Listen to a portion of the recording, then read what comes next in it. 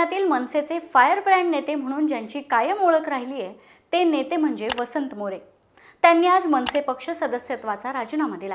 अखेरचा जय महाराष्ट्र साहेब मला माफ करा अशी फेसबुक पोस्ट करत त्यांनी राजीनाम्याची घोषणा केली। परंतु गेल्या काही वर्षात त्यांचं पक्षातलं कमी होत गेलेलं स्थान आणि पक्षांतर्गतील सुरू असलेल्या कुरघोडी याच संदर्भात आपण या व्हिडिओतून जाणून घेऊयात। नमस्कार, मी प्रतीक्षा ननावरे आणि तुम्ही पाहताय फॉर द पीपल न्यूज। पुढे जाण्यापूर्वी आपणास एक विनंती, आपण आमच्या चॅनलला सबस्क्राइब करा, लाईक व फॉलो करा। ऐन लोकसभा निवडणुकीच्या तोंडावर वसंत मोरेंनी राजीनामा दिल्याने राजकीय वर्तुळात खळबळ उडाली आहे।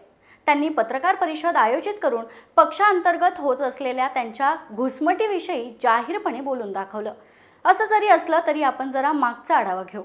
2022 सालामध्ये मनसे अध्यक्ष राज ठाकरे यांनी गुढीपाडव्याच्या दिवशी शिवाजी पार्कवरील सभेत कार्यकर्त्यांना संबोधित करताना मशिदीवरील भोंग्यांविषयी वक्तव्य केलं होतं। मशिदीवरील भोंगे उतरवले नाहीत तर त्यासमोर डबल आवाजात हनुमान चालीसा लावण्याचे राज ठाकरे यांनी सांगितलं होतं।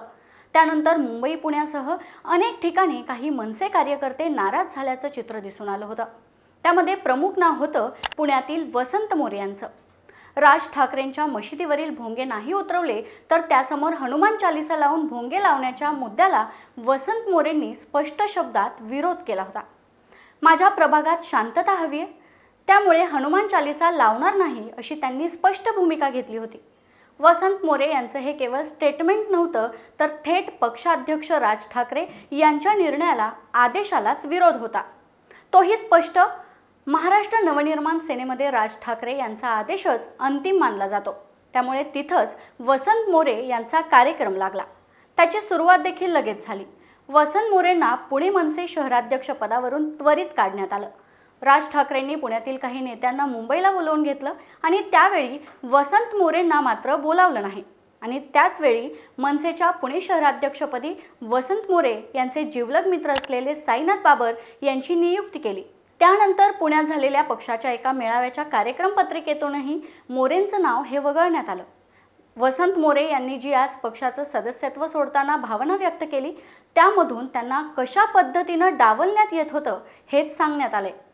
दरम्यानच्या या काळात पुणे लोकसभेसाठी वसंत मोरे यांनी इच्छुक असल्याचं जाहीर केलं होतं।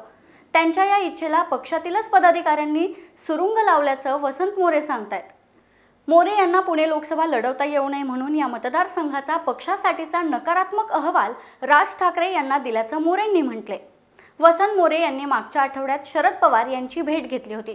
त्यावेळीच अनेक राजकीय तर्कवितर्क लावले गेले होते आणि आज वसंत मोरेंनी मनसेला जय महाराष्ट्र केल्याची बातमी येऊन धडकली। हे होणारच होतं, परंतु त्याला जरा वेळ लागला एवढंच। महाराष्ट्र नवनिर्माण सेनेमध्ये राज ठाकरेंची भूमिका अंतिम असते, त्यांचा निर्णय व आदेश पाळावा लागतो। तिथं वसंत मोरे यांनी जेव्हा भोंग्यांच्या संदर्भात उघड राज ठाकरेंच्या भूमिकेला छेद देणारी भूमिका घेतली तेव्हा ती हेडलाईन झाली होती। राज्यभर त्याची चर्चा झाली। त्यावेळी देखील वसंत मोरेंची मनसे सोडणार म्हणून चर्चा झाली। अगदी उद्धव ठाकरे यांच्याकडून ऑफर आल्याच्या बातम्या झाल्या, परंतु त्यावेळी आपण मनसेतच राहणार अशी ठाम भूमिका वसंत मोरे यांनी घेतली होती। वसंत मोरे यांच्याबद्दल बोलायचं तर ते सामान्य माणसांच्या मदतीला धावून जाणारे नेते आहेत। कोरोना काळात त्यांनी केलेलं काम पुणेकरांना कायमच लक्षात राहिले। आता मनसे सोडल्यानंतर ते कोणत्या पक्षात जाणार, नेमकी काय भूमिका असणार, पुणे लोकसभा निवडणूक लढवण्याचं काय होणार याविषयी काही दिवसातच आपल्याला कळेल। तुम्हाला वसंत मोरे यांच्या मनसे सोडण्याबद्दल काय वाटतं हे व्हिडिओच्या खालील कमेंट बॉक्समध्ये लिहून कळवा। व्हिडिओ आवडल्यास लाईक करा आणि आमचे असेच नवनवीन व्हिडिओज पाहण्यासाठी फॉर द पीपल न्यूज चॅनलला यूट्यूब व फेसबुकवर सबस्क्राईब व लाईक नक्की करा। धन्यवाद।